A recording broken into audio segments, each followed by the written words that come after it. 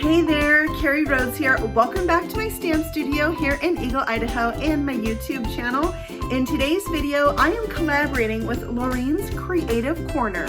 We decided we would each do a video featuring a brand new Lawn Fawn stamp set and use PanPastels. So the Lawn Fawn stamp set that I will be using today is called a Bugs Deal. Super cute. And I will be creating some backgrounds using PanPastels. Now I can't wait to show you how easy these are to use. They're so smooth and glide onto the paper, making it lots of fun to create backgrounds. I also want to let you know that I will have a link to Lorraine's video in the description box below, and at the end of this video I will also be showing you the project that she made. Okay, now let's get started. So I'm starting out my project today by stamping out all the cute little images from the Bug Deal stamp set that I want for today's card with some Lawn Fawn jet black ink so that I can color them with Copics. I've stamped a few of the images more than once, and then I'm also stamping this little trail that looks like the grasshoppers hopping. So cute. Here are the markers I'm going to be using today, and I'm going to speed up this coloring. It's very simple coloring, no super awesome fun techniques to be learned in this video. These bugs are small, so it's really easy to do some simple Copic coloring, which, to be honest with you, is how I roll. Yeah, I'm kind of new to Copic coloring, but I love getting the cool blends with just 2 or 3 markers at a time.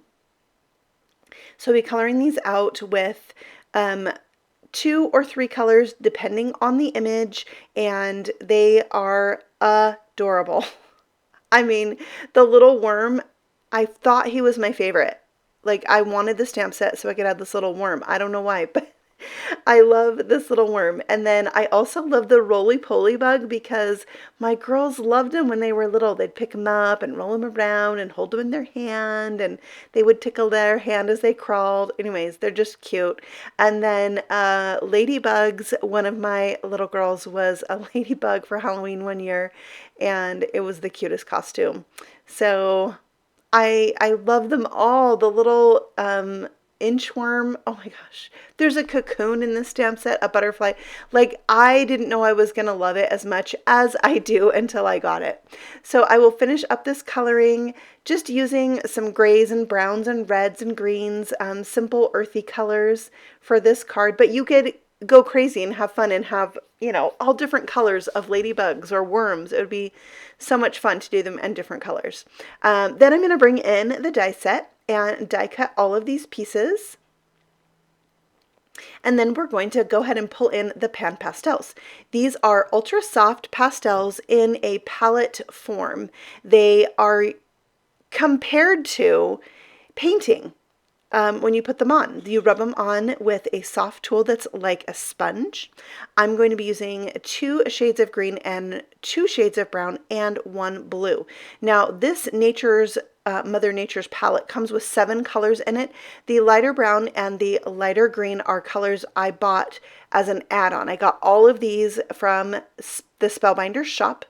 And they also, when you purchase the big set of 12, it comes with the soft tools in it. So that's really cool. And you can buy extra tools from them later if you want some more of these spongy guys. All right, so I'm just doing the top layer of this card with that blue to create like an ombre effect for the sky. Then for the bottom, I'm bringing in the Grassy stencil from Lawn Fawn. You can see I've already used it. I love it. And here's where I'm going to use the 2 shades of green. So the darker shade, I'm going to pull down from the top of the stencil and get the tops of the grass that darker color. You need barely any pastels to do this. Then I'm going to bring in the lighter green, and I will come up from the bottom and blend those 2 colors together. And these pastels blend beautifully. Super easy. It takes no time at all. It's just really fast because they are so concentrated. Like, it doesn't take a lot of effort to get a highly concentrated amount of the pastel on your paper. And really, if you're getting a lot of chalkiness, like bits of chalk on your paper, you're using too much. So make sure you use just a tiny little swipe. It's going to be hard to do. Like, you're going to want to grab a bunch of it, but really one swipe across there is more than enough to do this stenciling. So sometimes you'll see me touch it more than once, the sponge to the pastel, and that's really because like there's little loose chalk there, and so I'm just picking up that loose chalk to use on my sponge. So what I'm doing is just sponging and mixing the two colors, and then I move the stencil up and do another row, and that gives me this kind of grassy field look. And then I'm finishing out the top with a little bit more of that lighter green. All right, now for the inside of the card, I thought it would be easier to do a panel on the inside than to try and do this directly on the inside of the card, but you could do either. So I'm using the grass the opposite way, because when you open this card, I want it to look like underground, like the same scene on the front, but underneath the grass, if that makes sense. So I use the stencil to get the green at the top, and then I'm going to use the other side to mask that off so I can sponge it all brown for my underground scene. So I'm going to use the two different shades of brown. You can use the same sponge for your different shades. You can just wipe them off onto a paper towel and then go into another color. I use mine enough that I kind of have a dedicated sponge for each color. So don't feel like you have to have a ton of tools. They're easy to clean off on a dry paper towel. All right, so then I'll come in with that darker color and move that up from the bottom, and you can see that these two easily blend together, and then we're done. We're ready to move on. I'm going to do a little bit more blending at the top just to kind of fade those grass blades into the brown a little bit. And then I wanted to splatter this with some silk. This is dark roast silk, also found at the Spellbinder shop. But mine, I don't know, it might be old. It got really, really thick. So what I did is I put some in a paint palette, mixed it with water because they are water soluble, and then splattered that across the background, and I did dry it with my heat tool. Now, before we move on, we want to take some Fixative Spray. Mine has a matte finish, and spray this over the PanPastel background. That's going to prevent it from smearing and just really set it up. I like using it. I hadn't always used it because they are supposed to set up over time, but I'm a little clumsy, so you spray it and you have no residue on it at all. Also, I did show you that you can use a white eraser if you get any PanPastel where you don't want it. Before you use Fixative Spray, you can erase that with that white eraser, which is fabulous. It saves me so many times. So I mounted that onto a card base that was 5.5 by 4 1/4, and then I am going to mount the inside panel right in there. And then it's time to put on all of our cute die cut pieces. So there at the top of the screen, you'll see a white cloud. I die cut that using the same die that I used to die cut out the little mound of dirt. If you use it by itself on a white piece, it makes a perfect cloud. So I'll be using those on today's card as well. So for the top half of the scene in the sky, I have the branch with the ladybug on it, and then there'll be a talk bubble that says, "Hey, love bug."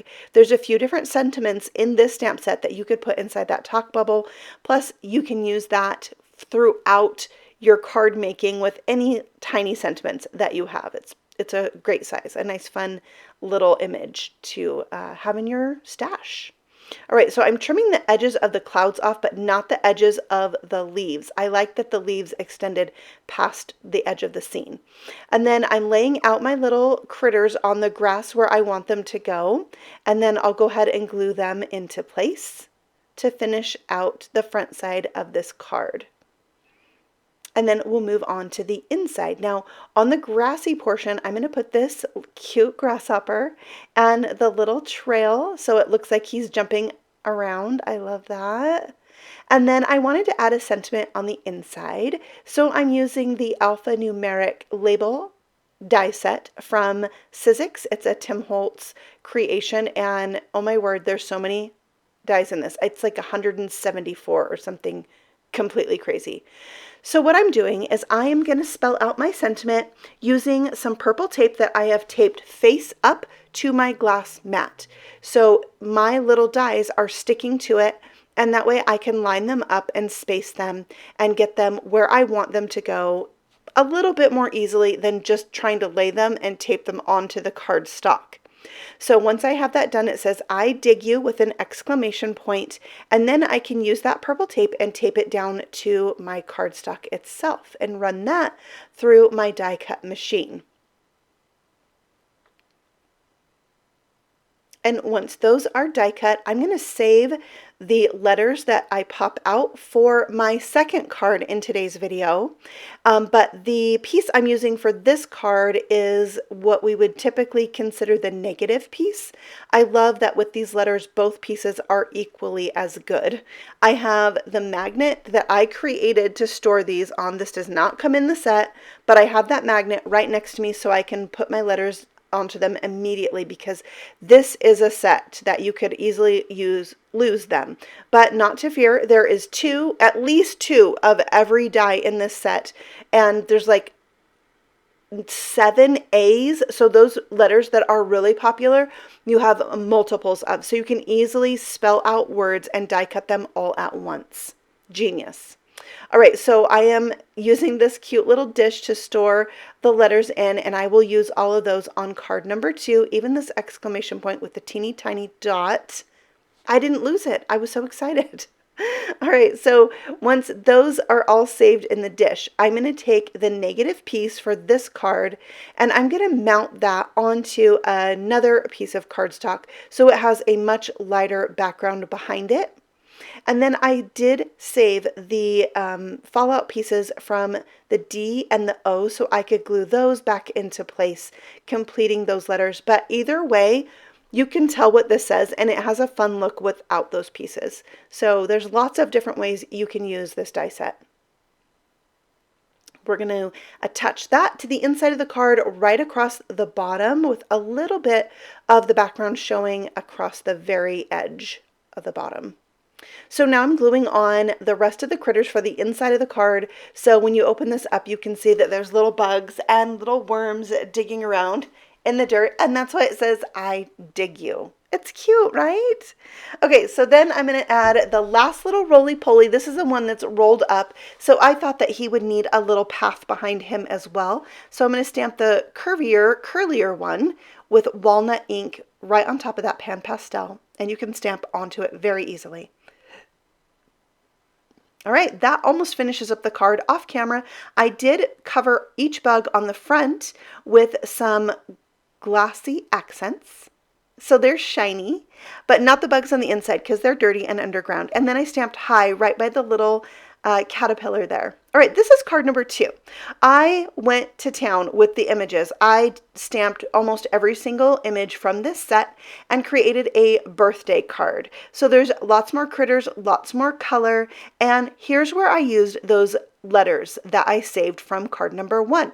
I put a piece of tape across the bottom so I could line them up easily, and I held them with my tweezers and used a paintbrush to dab the glue onto them, and I found this to be super easy, and I stuck them down and have a second use from one die cutting of the letters.